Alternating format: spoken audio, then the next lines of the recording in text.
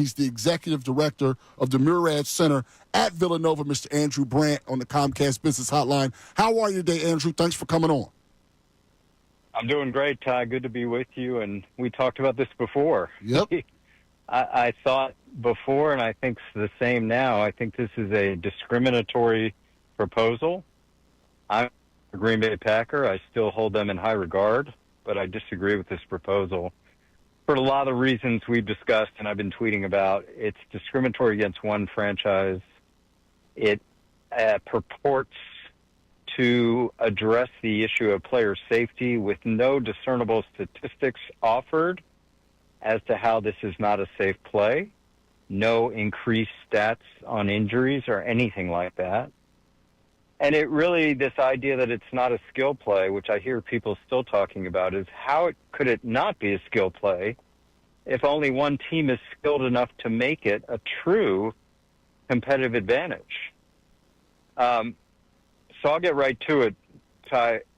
This has to have 24 votes to pass. In other words, to ban the Tush Push needs 3/4 of the NFL membership. And you've been seeing the news, the politicking by Sirianni with his old friends. Mm-hmm. It seems like Kellen Moore and Jonathan Gannon and Shane Steichen are all on his side. Well, that's 4. I saw Todd Bowles say something about we just got to learn to stop it. I saw Aaron Glenn say something like that. You would think that's 6 right there. Excuse me, right there. So I think it's going to have a tough time unless I'm missing something. Yeah, one more thing before we move on to Andrew. It looks like the Texans also may be against banning it as well. I think that falls more in line of we have to learn how to beat it. So there may already be 7 on the record, and they would obviously couldn't lose anybody else or it wouldn't pass. Yeah, I mean, again, this is like Congress. And I know you wanted me to take you inside these meetings, and I think people need to understand this is the only time of the year where it's not just owners in an owners meeting. There are a couple of those during the year where, 1 or 2 people per franchise will go to a meeting in New York or Atlanta somewhere. And this is not the combine where it's just coaches and scouts. This is the big time where owners and front office people and head coaches are together. Some franchises bring only 3-4 people. Some bring 20 people, 25 people. It's really up to the owner.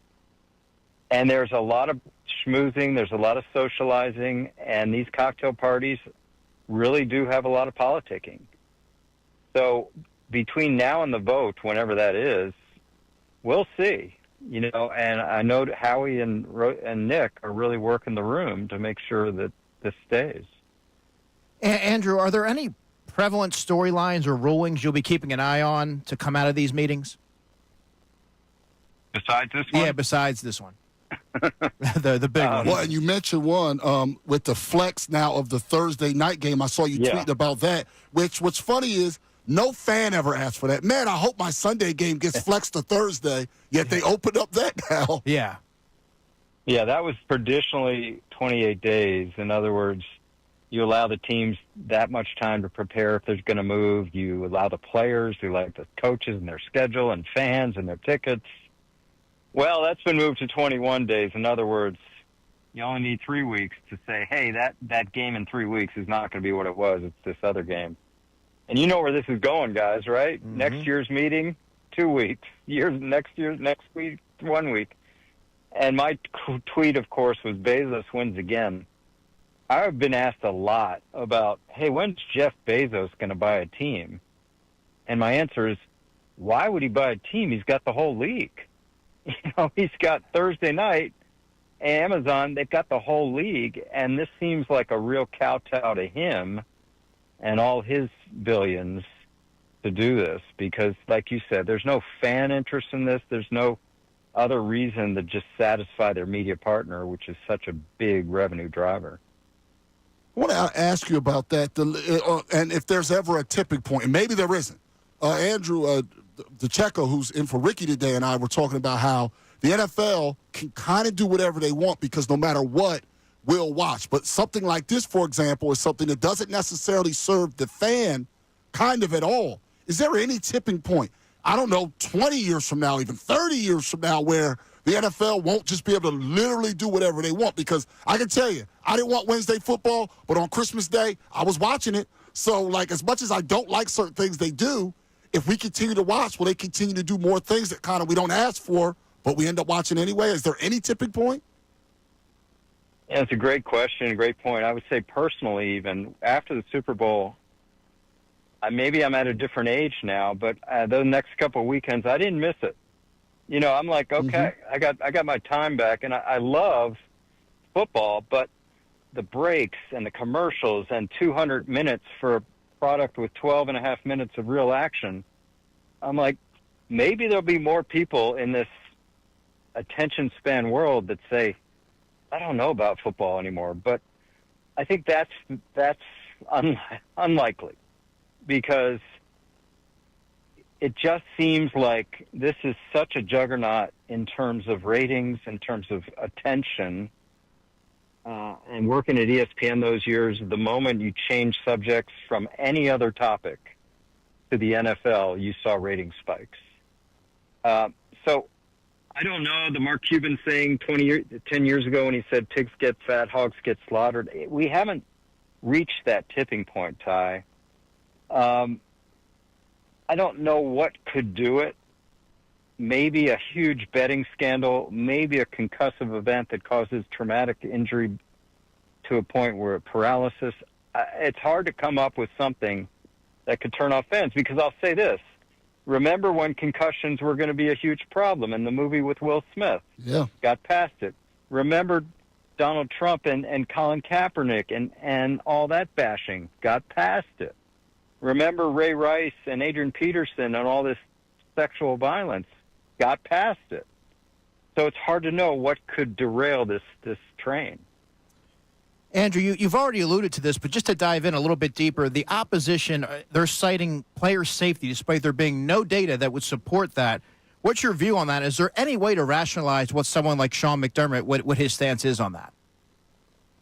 Well, I think it's safety. They're trying to put it into this larger context of not a football play. You know, kind of a rugby thing, kind of a just mush thing that's not a football play. And the safety thing is part of it, or you could say the safety is the main issue and the not a football play is the second part of it. To me, that's why I say this. That's why it seems to me, and I'd say this if I wasn't in Philadelphia, and knowing all the Eagles guys and having consulted there, I'd say the same thing. There's no way to look at this and say you're targeting a certain franchise with this ban. Like, what other reason could this be? I've been around the NFL a long time. I've never seen a playing proposal that Joe Fan could see through as directly affecting one team more than anyone else.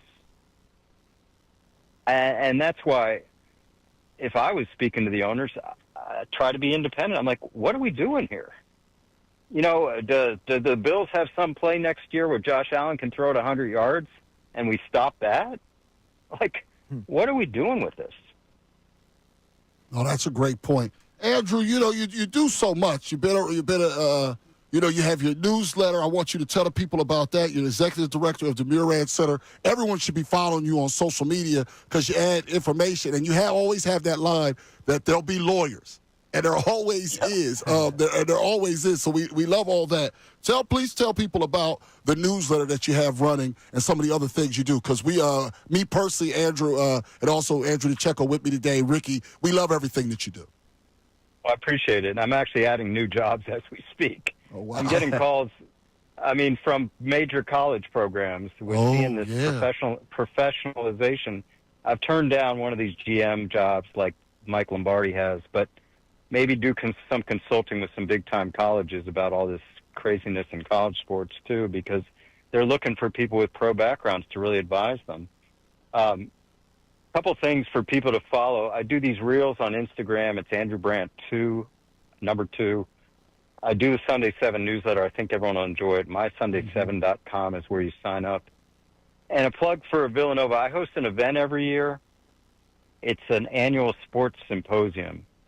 So next Friday, it's going to be April 11th at Villanova. We're going to talk about sports investing, private equity, as well as the House settlement and the new wave of college sports. So anyone can come on over. Maybe I'll get you guys the link for them to register. It's free. Big event at Villanova next Friday, the 11th. That sounds really good, Andrew. Appreciate the time so much. You know we love everything you do, and we'll talk to you soon. Thanks so much, everybody, for watching. Really appreciate it. If you want more of this content, make sure you like and subscribe. And you know you can do that kind of over here if you want more of the best show ever.